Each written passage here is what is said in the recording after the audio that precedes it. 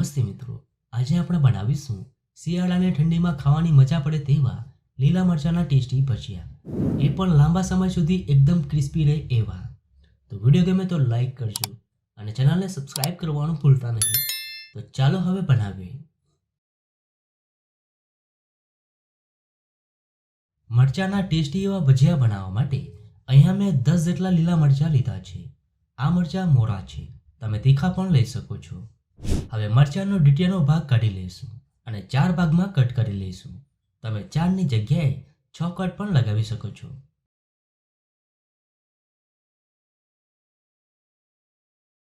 હવે આપણે આ રીતે બીજનો ભાગ કાઢી લઈશું। તમે બીજ સાથે પણ બનાવી શકો છો, પણ અહીંયા મેં બીજ કાઢીને બનાવી રહ્યો છું। તો બધા જ મરચાને આપણે કટ કરી લીધા છે। હવે આપણે મરચાને એક બાઉલમાં કાઢી લઈએ।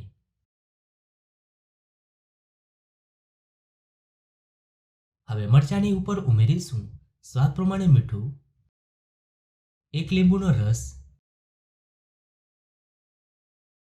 1/4 કપ બેસન,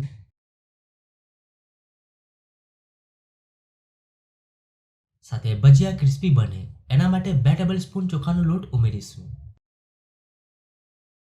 સાથે થોડી કોથમીર, અડધો ટીસ્પૂન લીલા મરચા આદુની પેસ્ટ અને 1 ટીસ્પૂન જેટલું પાણી ઉમેરી બધી જ સામગ્રીઓને એકદમ સારી રીતે મિક્સ કરી દઈએ।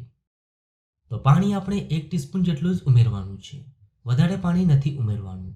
પાણી ઉમેરવાથી મરચાની ઉપર બેસન અને મસાલાની કોટિંગ સારી રીતે આવી જશે।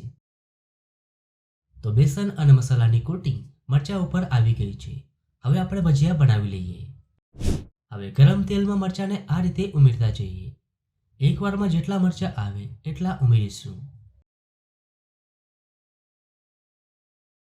હવે બંને સાઈડ સારી રીતે તળી લઈએ।